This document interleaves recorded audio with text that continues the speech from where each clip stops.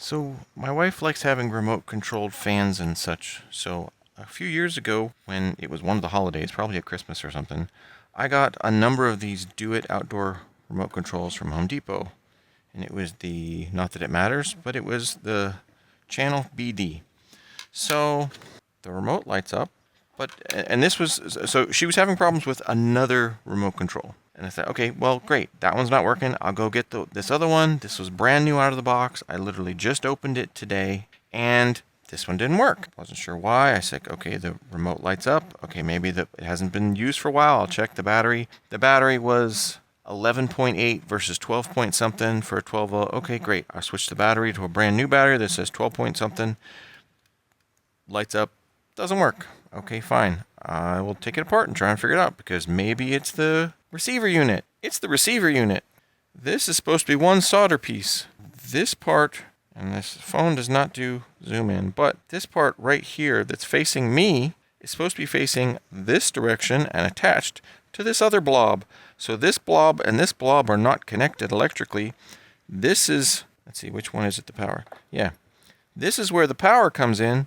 This power, or no, that's the white wire. But either way, you don't get anything from point A to point B, so this is not connected, so this is not going to work. So now I get to figure out is, can I solder that back together or not? I also noticed that this wire is beat to heck on the inside as well. Like whoever put this together did not do a very good job, which, that's why they're cheap. So we'll see if I can actually solder that back together, and then if it will work after that. That is the question.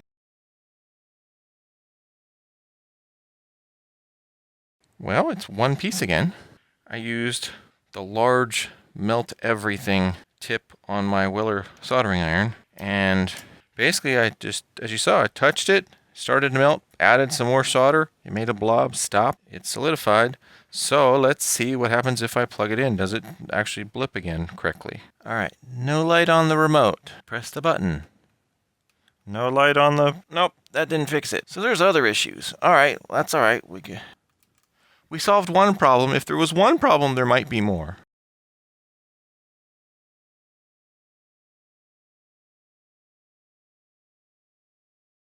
Well, I think this is just going to be a diagnose video versus a fix-it video, because you push the button and there's no click. And if there's no click, there's no light that lights up. And if there's no light that lights up, then that's not... because that's supposed to light up.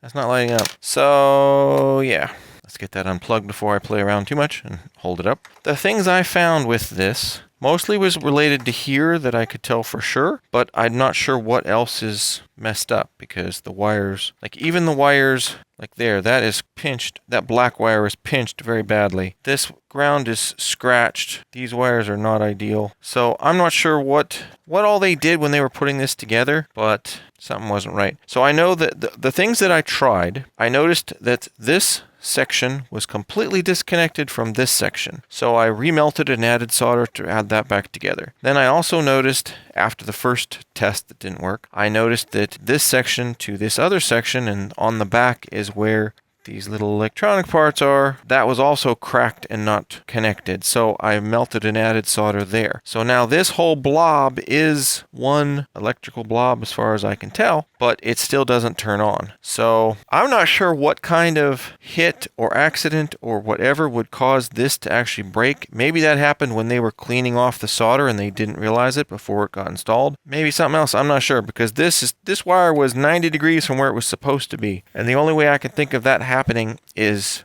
during install or something. But yeah, I'm not sure. I don't know enough about these things because I haven't played around with electronics enough to know. I mean, I know that is not a complex board.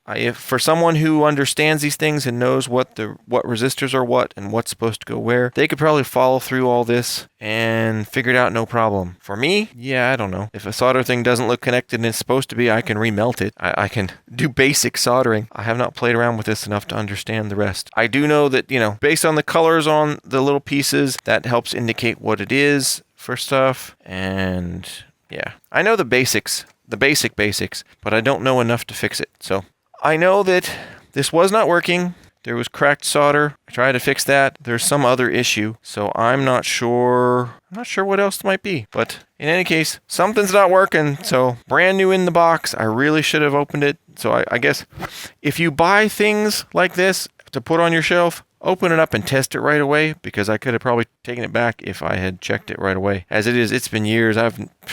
It's been more than 5 years probably that this has been sitting there as a spare. And yeah, it's been broken the whole time. Oh well, win some, you lose some.